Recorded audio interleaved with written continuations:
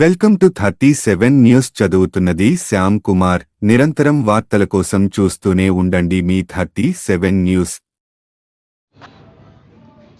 మంచిర్యాల మాజీ శాసనసభ్యులు నడిపల్లి దివాకర్ రావు నివాసం ఎల్ఐసి కాలనీలో విలేకరుల సమావేశంలో మాట్లాడుతూ మంచిర్యాల అంటే మంచితనానికి నిలయమైన మంచిర్యాలలో ఎన్నడూ లేని విధంగా గత 7 నెలల నుంచి జరుగుతున్న ఘటనలు, మంచిర్యాల స్థానిక ఎమ్మెల్యే కుక్కెరాల ప్రేమ్ సాగర్ రావు అండదండలతో భూ కబ్జా, రౌడీజాలు, వ్యక్తుల మీద దాడులు జరుగుతున్నటువంటి సందర్భాలలో ఇలాంటి అసాంఘిక ఘటనలకి తెరలేపి వాటిని ప్రోత్సహిస్తున్న మంచిర్యాల ఎమ్మెల్యే ప్రేమ్ సాగర్ రావుపై నిప్పులు చెలరేగిన మంచిర్యాల మాజీ శాసనసభ్యులు నడిపల్లి దివాకర్ రావు. ఈ కార్యక్రమంలో బీఆర్ఎస్ పార్టీ స్థానిక నాయకులు పాల్గొన్నారు.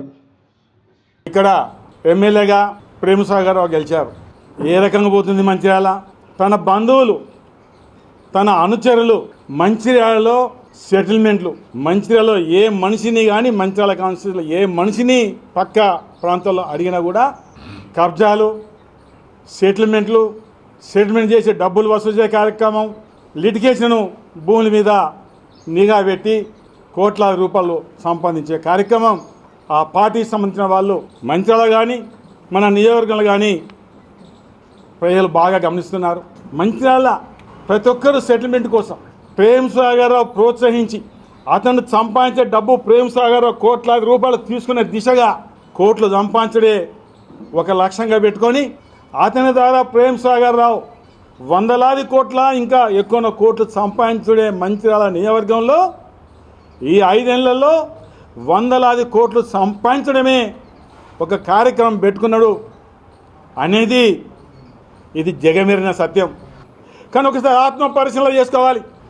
ఎవరి దగ్గర డబ్బులు తీసుకోవాలని చెప్పగలుగుతారా? సెటిల్మెంట్ డబ్బులు ఆలోచిస్తలేరా?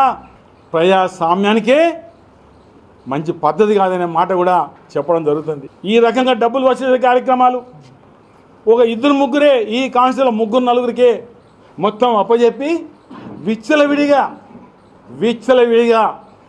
అధికారం మీద పెత్తనం, ప్రతి డబ్బులు సంపాదించే కార్యక్రమం, ప్రతిదీ ఇంకా నేను చెప్పలేను ఎక్కడెక్కడ ఏంటిది ఏ దగ్గర డబ్బులు తీసిన సంగతి మొత్తం నా దగ్గర డాటా ఉంది. స్వయంగానే ఉన్నాడు ప్రేమ్ సాగర్ రావు. నేను ఆయన సంగతి చూస్తా, ఈయన సంగతి 2-3 పేర్లు కూడా ఒక మీటింగ్లో ప్రస్తావించి ఈ ప్రాంత ఎమ్మెల్యే అవునా కాదని సంగతి కూడా దృష్టిలో పెట్టుకోండి. అందులో ఒకరి మీద పెద్ద ఎత్తున దాడి చేయడం జరిగింది. ఆ దాడిలో ఏ కేసు అయితే పెట్టాలనో ఆ కేసు పెట్టిన తర్వాత, అటెంప్ట్ మర్డర్ పెట్టిన తర్వాత ప్రేమ్ సాగర్ ఒత్తిడి వల్ల ఆ సెక్షన్ తీసేసి ఏదో నామమాత్రం సెక్షన్ పెట్టిన సందర్భం కూడా రాకేష్ మీద దాడి కూడా ఈ సందర్భం. మంచిర్యాల ప్రజలందరూ ముక్కు మీద ఏలేసుకున్నారు. ఏంటిది మంచిర్యాల పరిస్థితి ఇట్లుంటే ఎట్లా అని ఎందరో భయభ్రాంతులకు గురైన సందర్భం.